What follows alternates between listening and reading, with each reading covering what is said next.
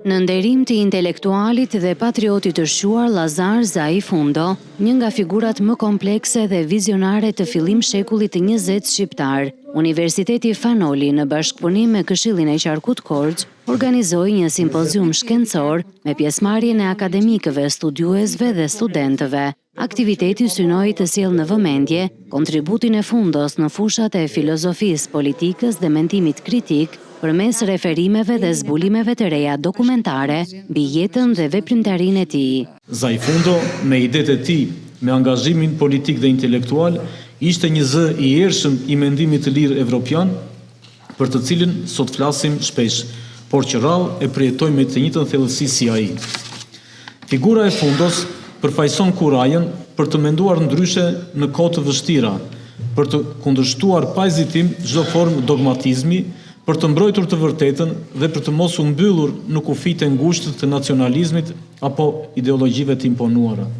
Përmes angazhimit të tij në manifestin e Vetontenes, një ndër dokumentet themeluese të mendimit federalist evropian, ai dha një kontribut të vyer për një Evropë pa kufi, të bashkuar në liri, demokraci dhe drejtësi shoqërore. Këshilli i Qarkut Korç është vazhdimisht i angazhuar në mbështetjen e aktiviteteve që synojnë studimin, njohjen dhe vlerësimin e personaliteteve historike dhe kulturore, të cilët kanë kontribuar në mënyrë të qenësishme në pasurimin e trashëgimisë së vendit tonë.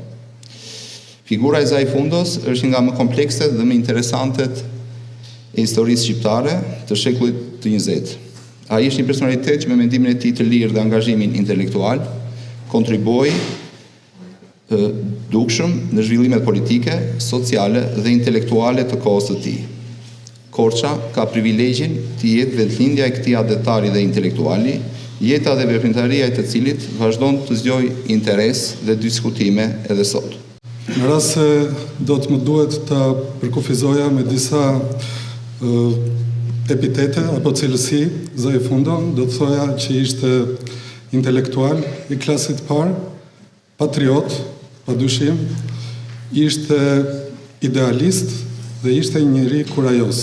Ne duhet jemi krenar, mendoj unë, si korçar që i kemi dhënë Shqipërisë një personalitet i cili së bashku me të burgosur të tjerë europianë në ishullin e Ventotenes në Itali u bë një nga bashkëartuesit e manifestit Ventotenes, i cili është një nga dokumentat në bazët apo në themel të projektit të Bashkimit Evropian. Në këtë simpozium ka qenë e pranishme edhe mbesa e Lazar Fundos. Lazarin unë nuk e kam njohur, unë kam qenë në fëmijë, kur ai u që dënuar, edhe nuk jetonte këtu në vendin tonë.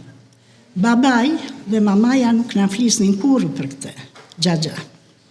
Mund t'ju duke çudi që unë e kam mësuar që Lazari është vrarë nga partia, kur unë kam qenë 14 vjeç dhe vajta në gjimnas.